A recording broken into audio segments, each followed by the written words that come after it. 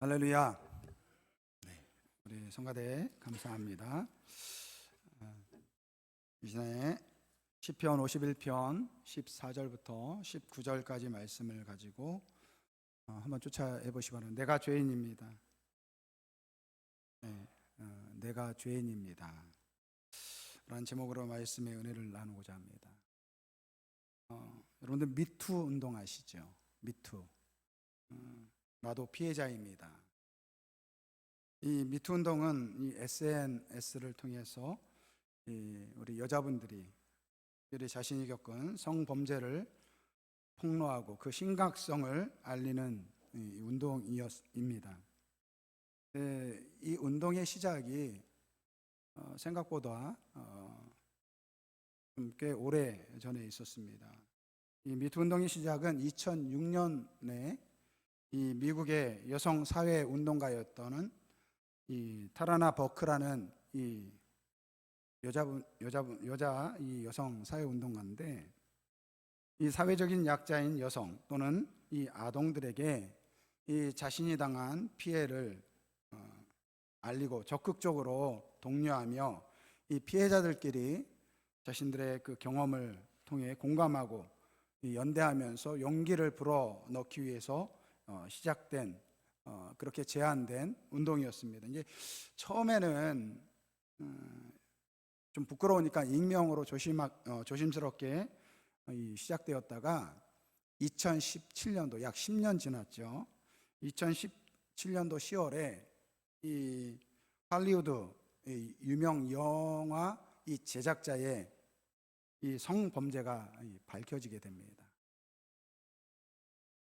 그동안 이 영화 제작을 하면서 거기에 동참했던 이 많은 유명 이 배우들이 그 제작자들한테 당했던 그 피해를 고백함으로써 이 미투 운동이 전 세계적으로 퍼져나가게 되었다고 합니다.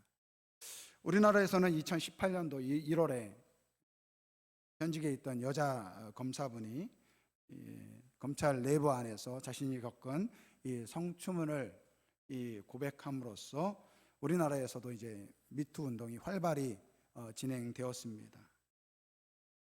이로 인해서 하루아침에 이 당시에 대권 주자 중에 한 분이었던 이 정치인이 이 정치의 인생이 끝났습니다. 뿐만 아니라 유명 배우나 탤런트들이 이 무대나 TV에서 이 모습을 감추는, 지금까지 자신이 이룬 그런 명예를 한순간에 잃는 그러한 모습을 우리가 보았습니다. 이 미투, 나도 당했다. 오늘 우리가 좀 전에 읽었던 시편 51편은 이 다윗의 이 범죄의 사건을 배경으로 하고 있습니다. 이 다윗이 우리아의 아내 이 밧세바를 범한 이후에 이 자신의 잘못을 깨닫고 회개한 시가 이 시편 51편 시입니다. 그에 관련된 이 내용은 사무엘하 11장과 12장에 기록되어 있습니다. 사무엘하 11장에 보면 이 다윗이 이제 유대의 왕이 된 이후에 이 나라가 점점 이제 강성해져 가고 있습니다. 주변에 있는 나라들과 이제 영토 전쟁을 벌이던 때 이 자기의 수하에 있는 장수들은 다 전쟁에서 나가가지고 전쟁할 때 하루는 왕궁 옥상에 이렇게 거닐다가 이 목욕하는 한 여인을 보게 됩니다. 알아보니까 이 자기 장수 중에 하나인 이 우리아의 아내인 것을 알게 됩니다. 그녀가 이 남편이 있는 여자인 것을 알고도 그녀의 아름다움을 취하기 위해서 그녀를 자기의 침실에 들이고 불륜을 저지르고 맙니다. 그러고 나서는 자신의 이 죄를 감추기 위해서 이 우리아를 전쟁에서 죽이도록 명령합니다. 그리고 우리아가 죽었을 때 그 아내인 밧세바를 자기의 아내로 취합니다. 이게 사무엘하 11장에 있는 말씀입니다. 사무엘하 12장에서는 하나님께서 이 나단 선지자를 보냅니다. 이 나단 선지자는 그 나라에 있을 법한 한 이야기를 합니다. 한 마을에 이 두 사람이 있는데 한 사람은 부자입니다. 그에게는 양과 소가 많이 있어요. 반면에 한 사람은 가난한 사람인데 그 사람에게는 암양 한 마리밖에 없습니다. 자기의 딸처럼 생각하고 밥도 같이 먹고 잠도 같이 자는 그러한 양인데, 하루는 이 부자에게 손님이 찾아오는데 이 손님을 대접하기 위해서 이 부자가 자기의 소유 중에 있는 양이나 소를 취하지 아니하고 옆에 가난한 자의 그 암양을 빼앗아 그것으로 손님을 대접했다라는 이야기를 하게 됩니다. 그때 이 다윗이 이 사무엘하 15장 12장 5절 말씀을 보면 여호와의 살아계심을 두고 맹세하노니 이 일을 행한 그 사람은 마땅히 죽으리라, 이렇게 이야기합니다. 그때 하나님께서 다윗에게 이야기합니다. You too. 왜요? 그놈이 바로 너야. 오늘날 이 미투라는 그러한 운동이 있었다면 이 다윗 시대에 이 You too, 너도 똑같아, 이러한 말이 있었던 것 같습니다. 오늘 이 사무엘하 11장 12장을 통해서 이 다윗이 저지른 이 죄를 보면서 우리는 죄의 세 가지 속성을 우리가 볼 수 있습니다. 첫째는 죄는 더 큰 죄를 부른다라는 것입니다. 다윗의 죄는 아주 단순한 것으로부터 시작되었습니다. 그것은 왕궁 옥상에 올라가서 우연히 목욕하는 여인을 본 것입니다. 그러니까 보려고 숨어서 본 것이 아니라 그냥 왕궁을 거닐다가 이렇게 보게 된 거예요. 사무엘하 11장 2절 말씀을 보면 한 여인이 목욕을 하는데 심히 아름다워 보이는지라. 이거는 다윗 입장에서 이야기한 거예요. 한 여인이 목욕하는 것을 보는데 심히 아름다워 보였다라는 것입니다. 이 개역개정에 있는 이 말씀인데 잘 해석한 것 같아요. 이 마태복음 5장 28절 말씀을 보면 예수님께서 나는 너에게 이르노니 음욕을 품고 여자를 보는 자마다 마음에 이미 간음하였다, 이렇게 이야기하고 있어요. 여러분, 이 남자하고 여자하고 좀 차이가 있어요. 이 여자분들은 잘 모르겠는데, 저희 뭐 여자가 아니니까 잘 모르겠는데, 여자분들은 멋있는 남자가 지나가도 별로 이렇게 고개가 안 돌아가는데, 이 남자들은요, 하나님이 창조하실 때 예쁜 여자가 있으면 이 고개가 돌아가게끔 그렇게 창조가 되었어요. 남편분이 혹시 옆에 있는 남편분이 같이 길을 가다가 예쁜 여자가 들어가는데 혹시 고개가 돌아가거들랑, 하나님이 저 인간을 저렇게 만들었구나, 그렇게 이해해 주시기 바랍니다. 그런데 이 문제는, 그러니까 아름다운 여자를 보면서 돌아가는 것은 별 문제가 안 돼요. 그런데 문제는 그 여자를 보면서 저 여자를 어떻게 한번 해볼까? 이게 뭐예요? 음욕이라는 거예요. 예수님은 이것을 바로 뭐라고 이야기합니까? 이미 간음하였다, 이렇게 이야기하고 있어요. 오늘 이 말씀을 놓고 본다고 한다면 이 다윗이 왕궁 이 옥상에 올라가서 우연히 한 여인을 바라봤을 때 그 목욕하는 여인, 그러니까 보니까 심히 아름다워 보였대요. 모르겠습니다. 진짜 아름다운지 뭐 별로 아닌지는 잘 모르겠지만 그러니까 아름답게 보이는 거예요. 목욕하는 여인이니까. 그러니까 건강한 남자로서는 충분히 이해가 됩니다. 그런데 여기에서 멈추면 되는데, 예쁘다 그러고 멈추면 되는데 멈추지 않았다라는 거예요. 성경을 보니까 시종을 시켜서 그 여인이 누구인지를 알아봅니다. 여기에 음탕한 마음이 있는 거예요. 그 여자가 결혼을 하지 않은 여자면 뭐 왕이니까, 뭐 왕은 아내들이 많잖아요. 그 여자를 내가 취하겠다라는 그러한 심사가 있었던 거예요. 이미 계획한 것이죠. 그런데 알아봤더니 이미 결혼한 여자인 거예요. 더군다나 자기가 사랑하는 장수 중에 하나입니다. 이 우리아는요, 나중에 기록된 것을 보면 이 다윗의 그 나라를 세울 때 그 용맹스러운 30인의 장수 중에 하나로 기록될 정도로 그 우직하고 충성스러운 그러한 이 장수였습니다. 그럼 거기서 포기하면 되는데 지금 남편은 전장에 나가 있잖아요. 이 다윗이 남편이 자리를 비웠으니까 내가 어떻게 할 수 있겠다 라고 하고서 아무도 모르게 그녀를 자기 침실로 들여들여서 이 간음을 저지른 것입니다.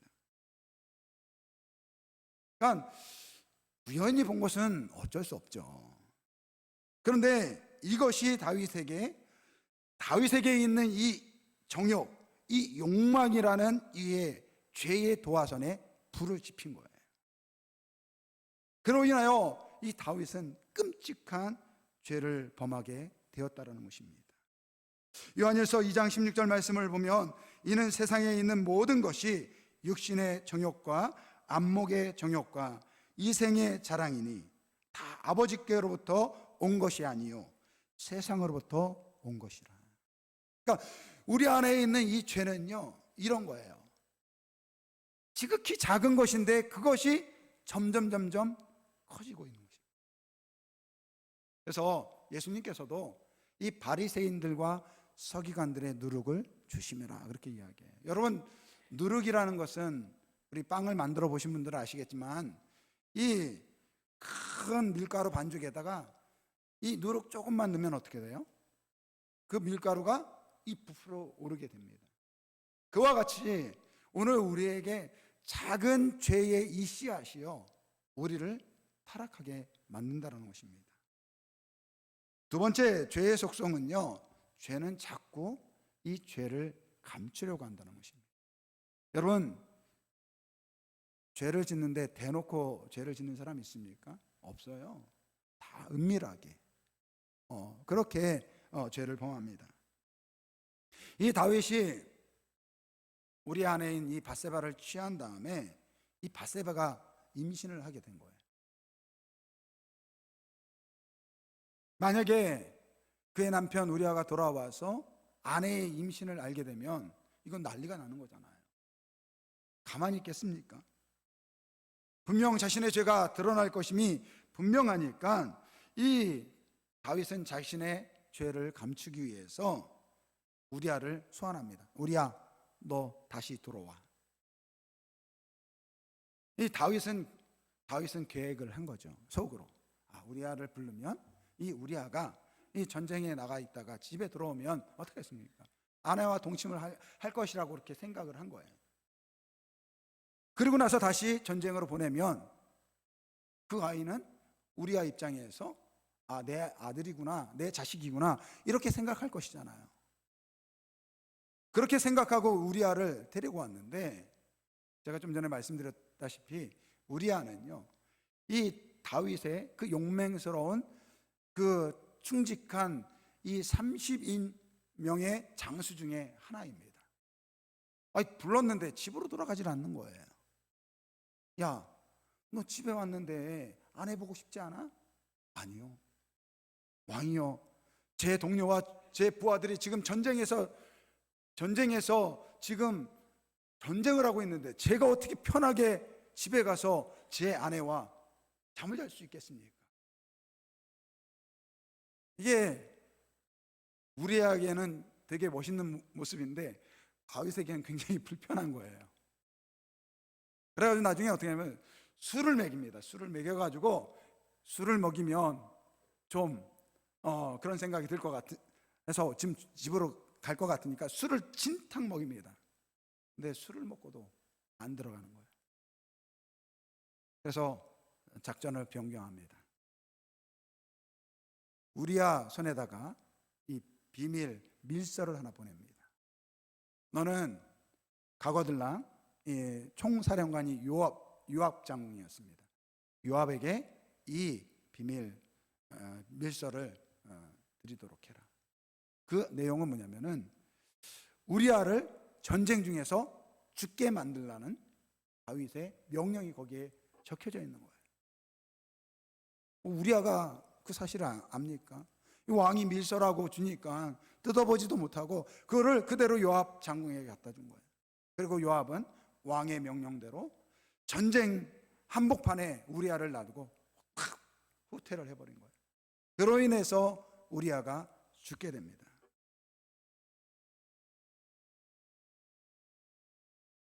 우리아가 죽었을 때 다윗의 마음에 어떤 생각이 들었을까요?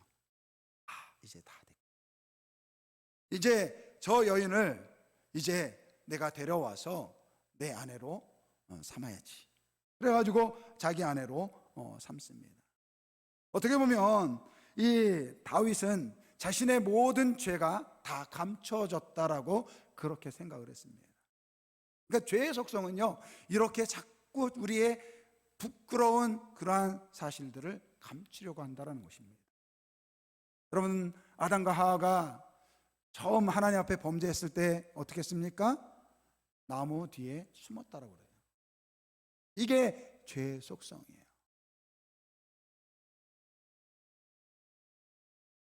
죄의 속성 세 번째는요, 이 죄는요, 자신의 죄를 보지 못하고 남의 죄는 잘 본다라는 그런 죄의 속성이 있습니다. 이 다윗이 이제 나의 이 모든 이 범죄가 이 완전 범죄로 끝났겠다라고 생각했는데 하나님께서 그 사실을 다 알고 계신 거예요. 그러고 나서 이 나단 선지자를 통해서 이 부자와 가난한 이 자의 암양에 대한 이야기를 합니다. 그때 이 다윗이 크게 소리 지르면서 이야기할 때 내가 하나님의 살아계심 여호와의 살아계심을 두고 맹세하노니 이 일을 행한 그 사람은 마땅히 죽으리라. 무슨 말이에요? 감히 내가 다스리는 이 나라에 그러한 불법이 일어나 내 나라에 만약에 그러한 일을 범한 사람이 있다면 내가 반드시 그를 처벌할 것이다. 그때 하나님께서 이 나단 선지자의 입술을 통해서 그게 바로 너야 이놈아 이렇게 말씀하시는 거예요. 다윗 왕이여 그 부자가 바로 당신입니다 라고 이야기합니다. 이 다윗은요, 이 나단 선지자가 그 부자와 가난한 자의 이야기를 할 때 그 부자가 자기 자신인 줄을 알지 못했습니다.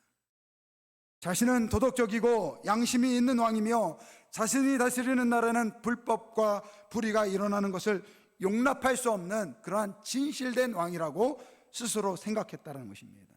사실은 그 누구보다도 추한 그러한 죄를 저지른 죄인인데도 불구하고 말입니다. 누가복음 6장 42절 말씀을 보면 너는 내 눈 속에 있는 들보를 보지 못하면서 어찌하여 형제에게 말하기를 형제여 나로 내 눈 속에 있는 티를 빼내게 하라 할 수 있느냐.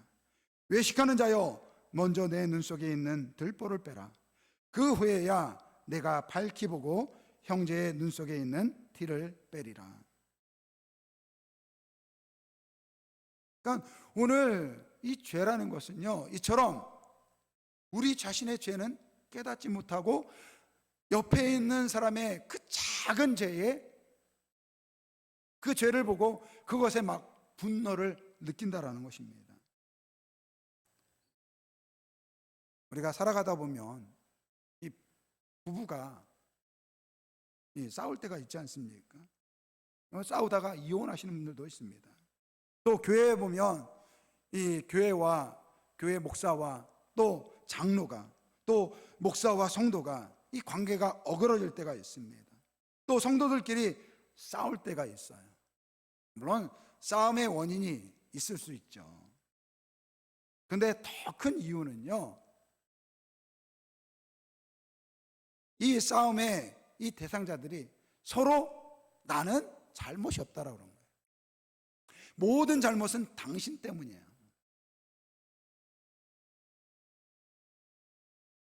그래서 지극히 작은 것으로부터 의심이 생기고 오해가 생기고 미움이 생겨서 결국은 싸워서 나중에는 다시는 내가 네 얼굴을 보나 보자, 이렇게 그 관계가 틀어진다는 것입니다.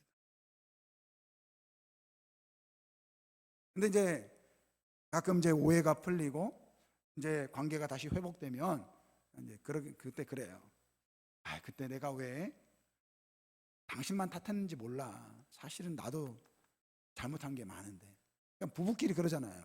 막 싸울 때는 원수같이 막 싸우다가 딱 그 부부싸움 끝나고 나면 그때 왜 내가 당신한테 그렇게 뭐라 그러는지 몰라. 사실 내가 더 잘못했는데.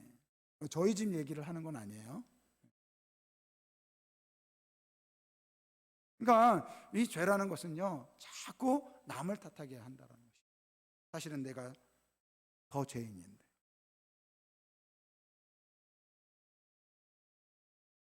근데 오늘 성경은 왜 다윗의 죄를 이렇게 정말 어떻게 보면 다윗의 이 사건은요, 너무 추하잖아요. 이 다윗의 이 범죄의 사실을 그대로 소개할까요? 여러분, 다윗은 보통 사람이 아닙니다. 사도행전 13장 22절 말씀을 보면 내가 이새의 아들 다윗을 만나니 내 마음에 맞는 사람이라 내 뜻을 다 이루리라 하시더니, 하나님께서 다윗을 보고 내 마음에 합한 자로다, 앞으로 내가 할 일을 이 다윗을 통해서 이루겠다, 그렇게 인정받았던 사람이 이 다윗입니다. 이스라엘 모든 왕 중에 누구보다도 하나님을 사랑했던 그러한 왕이었습니다. 하나님께서 기뻐하시고 자랑스럽게 여겼던 이 왕이 다윗 왕이었습니다. 다윗 이후에 그의 아들 솔로몬 이후에 이 이스라엘이 남북으로 갈려져요. 그리고 이 남유다는 이 다윗의 후손을 통해서 이제 왕들이 세워지는데, 그 왕들을 평가할 때 그 기준이 되었던 것이 다윗이에요.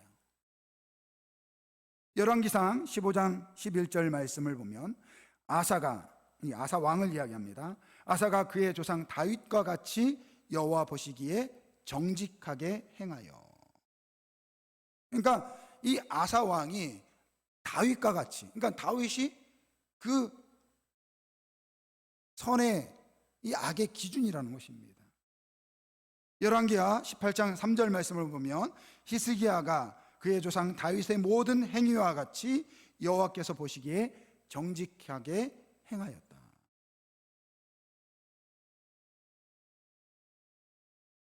이런 다윗인데 오늘 죄를 보세요. 그가 저지른 죄를 보십시오. 이 웬만한 사람도 저지르지 않는 그러한 엄청난, 아주 지능적이고 야비하고 도무지 용서받지 못할 그러한 죄를 저지릅니다. 여러분, 당시 절대 왕권 시대라고 하지만 이러한 사실이 알려지면요, 왕으로서 다윗의 명성이 산산조각 날 것이 분명합니다. 이 다윗은요, 이스라엘 민족에게 우리나라로 이야기하면 세종대왕과 같은 그러한 분입니다. 다윗 그러면요, 하나님을 진심으로 사랑했던 사람입니다. 그래서 시편 150편 중에서 약 반, 73편이 다윗이 쓴 시입니다. 그뿐 아니라 다윗의 계보를 통해서 예수 그리스도께서 이 땅에 오셨습니다. 그러니까 다윗 그러면 하나님께 이렇게 사랑받았던 사람, 이스라엘 백성의 가장 존경받는 왕, 그리고 다윗 하면 하나님을 사랑하는 사람, 그리고 그의 계보를 통해서 예수님이 오셨다는 것을 염두에 둔다고 한다면, 오늘 이 본문 말씀은 그냥 다윗이 잠깐 실수했습니다, 이렇게 소개하고 넘어가면 되는데, 무려 성경에서 2장을 할애해서 그의 모든 죄를 낱낱이 기록하고 있다는 거예요. 그 이유는요, 모든 사람은 죄인이라는 것입니다. 하나님께서 그렇게 자랑스럽게 여기고 다윗 자신이 하나님을 사랑한다고 하면서 다른 왕을 평가할 때 기준이 되는 그러한 정의로운 왕이지만 그 역시 죄인이다. 이것을 성경은 오늘 우리에게 이야기하고 있는 것입니다. 다윗도 저희 죄인이니 너도 죄인이다. 이것을 성경이 이야기하는 것입니다. 초대교회의 가장 위대한 신학자였으며 전도자였던 이 사도 바울이 이렇게 이야기합니다.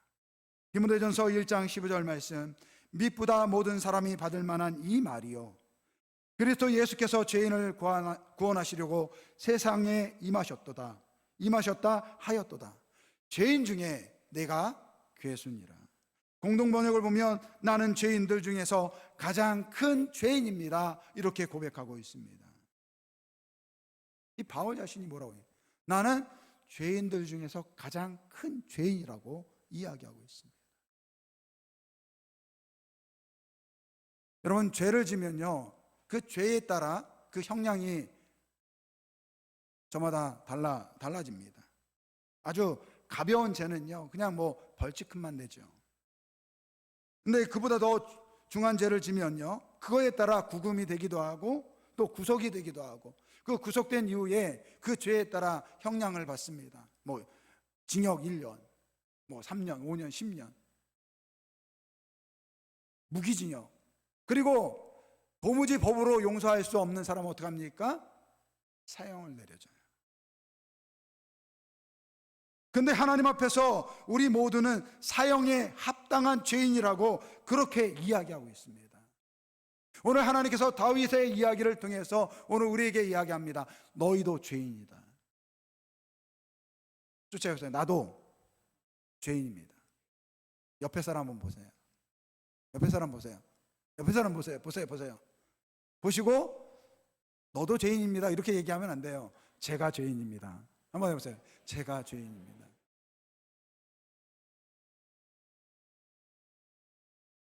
주일 예배에 기분 좋게 와가지고 좀 좋은 이야기 듣고 가면 참 좋을 텐데, 이 목사라는 사람이 말이야 한다는 얘기가 나는 죄인입니다, 그냥 죄인도 아니고 사형에 합당한 죄인입니다, 이렇게 얘기하니까 기분 나쁘시죠?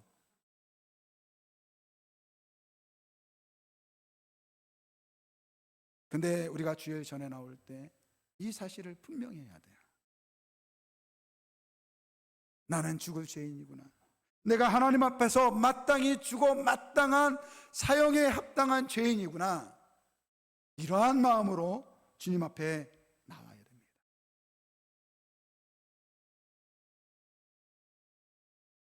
오늘 우리가 읽은 시편 51편, 이 말씀은 이 나단을 통해서 하나님께서 야 이놈아 네가 죄인이야 이 이야기를 했을 때 다윗이 자신의 죄를 깨닫고 회개하는 이 기도의 문이 시편 51편 말씀입니다. 5절 말씀 우리 한번 같이 읽어보겠습니다. 시편 51편 5절 말씀, 내가 죄악 중에 출생하였으며 어머니가 죄 중에서 나를 잉태하였나이다. 아멘. 내가 죄인이구나. 오늘 다윗은 이렇게 고백합니다. 그리고 오늘 우리가 읽었던 이 14절서부터 19절까지 말씀을 보면 14절과 15절에서 먼저 그가 자신이 이 우리아를 죽인 그 죄에 대해서 하나님께 회개합니다. 그리고 나서 여러분 16절 말씀 우리 같이 읽어보겠습니다. 16절 말씀 같이 읽겠습니다. 주께서는 제사를 기뻐하지 아니하시나니 그렇지 아니하면 내가 드렸을 것이라. 주는 번제를 기뻐하지 아니하시나이다. 아멘. 오늘 이 다윗이 이렇게 얘기해요. 주께서는 제사를 기뻐하지 아니하시나니 그렇지 아니하면 내가 제사를 드렸을 것입니다. 주는 번제를 기뻐하지 아니하시나이다. 여러분, 이거는요 하나님께서 지금 제사를 받지 아니하겠다라는 거 아니에요. 무슨 말이냐면, 하나님, 내가 이러한 죄로 감히 하나님께 어떻게 예배드릴 수 있겠습니까? 내가 이러한 큰 번제를 저질렀는데 내가 하나님께 제사를 드린다고 해도 하나님께서 그 제사를 받으시겠습니까? 나는 감히 하나님께 제사를 드리지 못하겠습니다. 이렇게 고백하고 있는 거예요. 그래서 17절 말씀에 이렇게 고백합니다. 하나님께서 구하시는 제사는 상한 심령이라. 하나님이여 상하고 통회하는 마음을 주께서 멸시하지 아니하시리이다. 하나님, 내가 정말 죄인입니다. 제가 그 죄를 알지 못했습니다. 하나님, 제가 주님께 제사를 드리고 싶은데 이 죄인된 모습으로는 하나님께 제사를 드릴 수 없습니다. 먼저 저의 죄를 자복하오니 하나님, 저를 받아주십시오. 그리고 내가 하나님께 예배하겠습니다. 오늘 이것을 이야기하는 거예요.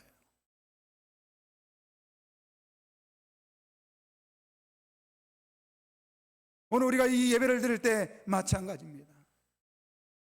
물론 제가 여러분들에게 좋은 이야기, 마음의 위로가 되고 평안을 줄 수 있는 이야기를 할 수 있어요. 하지만 그 이전에 오늘 내가 하나님 앞에 범죄한 죄인임을 알고, 하나님, 나를 받아주십시오. 나는 죄인입니다. 이러한 고백이 빠진 예배라면 하나님께서 우리의 예배를 받지 않으신다. 로마서 6장 23절 말씀을 보면 죄의 삭은 사망이요, 이렇게 이야기하고 있습니다. 오늘 우리는 죄로 다 죽어야 할 인생이라는 거예요. 그러니까 오늘 우리가 죄의 문제를 해결하지 않고는 하나님 앞에 감히 예배할 수 없는 그러한 존재라는 거예요. 그런데 감사하게도 놀랍게도 하나님께서 독생자 예수 그리스도를 우리에게 보내주셔서 우리를 용서하신 줄 믿습니다. 로마서 6장 23절에 죄의 삭은 사망이요, 여기서 끝나면 안 돼요. 그 다음 말씀 우리 한번 같이 읽어보겠습니다. 하나님의 은사는 그리스도 예수 우리 주 안에 있는 영생이니라. 할렐루야. 오늘 우리가 주님 앞에 나와서 예배할 때 하나님, 나는 죄인입니다. 거기에서 더 나가서 그러한 나를 구원하기 위해서 오늘 주님께서 나를 위해서 십자가에 죽으시고 내가 그분을 믿을 때 오늘 영생이 나에게 임했구나. 오늘 그것 때문에 우리가 하나님께 예배드릴 수 있는 자격이 생긴 거예요. 오늘 예수님의 십자가가 있기 때문에 오늘 우리가 이 자리에 나와서 감히 하나님께 예배드릴 수 있는 것입니다. 여러분, 이스라엘 백성들이 하나님께 예배드릴 때는 빈손으로 들고 오지 못했어요. 반드시 희생의 제물을 가지고 들어와야 돼요. 그 희생의 제물이 죽어야지만 예배를 드릴 수 있는 거예요. 오늘 우리의 예배도 마찬가지입니다. 여러분들 이 자리에 앉아 있다고 예배 드리는 것이 아니라는 거예요. 그 예수 그리스도의 그 십자가의 은혜를 깨닫고 예수님을 나의 구주로 영접하고 예수님을 나의 삶의 주인으로 영접한 그 사람만이 진정으로 예배 드릴 수 있는 것입니다.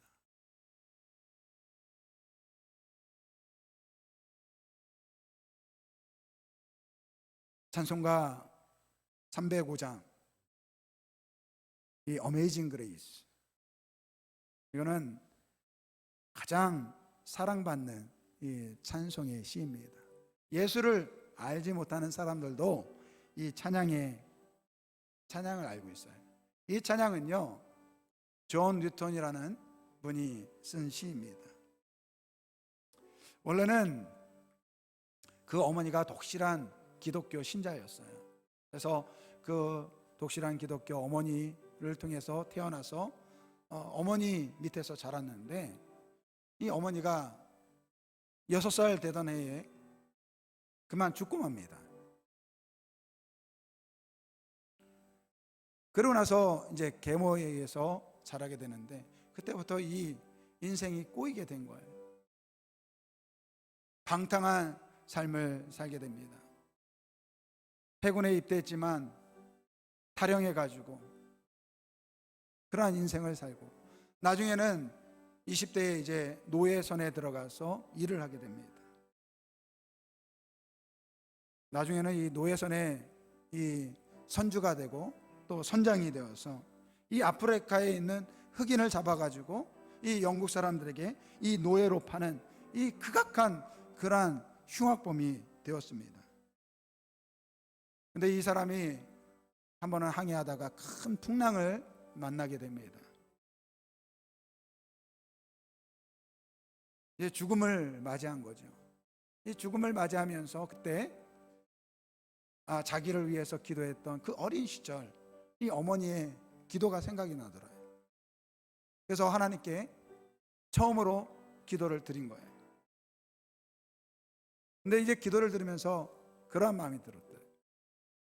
내가 이렇게 나쁜 짓을 일삼고 지금까지 살아왔는데 설령 하나님이 살아 계신다고 해도 나만큼은 용서받지 못할 것이다. 근데 어떻게 해요? 자기가 지금 의지할 것은 그 어머니가 드렸던 그 기도의 하나님. 그래서 하나님께 기도했대요. 하나님, 제가 용서받지 못할 그러한 큰 죄인인 것을 압니다. 하지만 하나님께서 저를 사랑하여 주시고 주의 은혜를 베풀어 주시길 원합니다. 이 밖에는 이 풍랑이 불고 큰 폭우가 내리고 있는데 이 존 뉴턴의 그 자서전에 보면 그가 그 자신의 과거를 돌이키면서 자신의 지금까지 살아왔던 그 죄악된 이 삶이 파노라마처럼 쭉 지나가면서 하나님 앞에 울면서 기도하면서 통곡하며 눈물을 흘리면서 기도를 하는데 그때 흘렸던 그 눈물이요, 자기 말로는 그 밖에서 내리는 그 비보다 더 많은 눈물을 흘렸다라고 그렇게 고백을 합니다.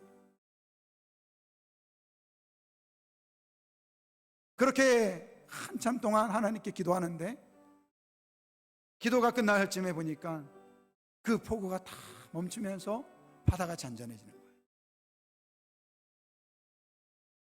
그 이후로 존 뉴턴이 자신의 그 방탕한 삶을 청산하고 나중에 목사가 되어서 이 노예 퇴치에 앞장서는 그러한 일들을 해 나가게 되었다고 합니다. 82세까지 사셨는데 이 노년이 되면서 시력을 잃었던 것 같습니다. 자신의 인생을 마무리하면서 친구들에게 이렇게 고백했대요.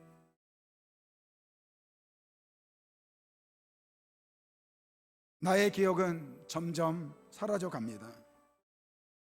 그러나 나는 두 가지만은 기억합니다. 하나는 나는 엄청난 죄인이라는 것이고, 또 다른 하나는 그러한 나를 우리 주님께서 사랑하시고 나를 원해 주셨다라는 것입니다. 사랑하는 성도 여러분, 오늘 다윗은요 바로 우리입니다. 우리가 죄인이에요. 그런데 그러한 우리를 위해서 예수님께서 십자가 못 박혀 죽으셨습니다. 오늘 우리가 감히 하나님께 예배할 수 있는, 주님 앞에 나와서 예배할 수 있는 이유는 바로 예수님께서 나를 위해서 돌아가셨기 때문에, 이 사실을 믿고 나오는 자만이 진정으로 예배할 수 있는 것입니다. 저는 바라건대 오늘 이 자리에 있는 우리 아름다운 교회 모든 성도분들이 예수님이 나를 위해서 죽으신 나의 구세주이며 나는 하나님 앞에 사형에 합당한 죄인이구나, 이렇게 고백하는 우리 모두가 되길 주님의 이름으로 축원드립니다.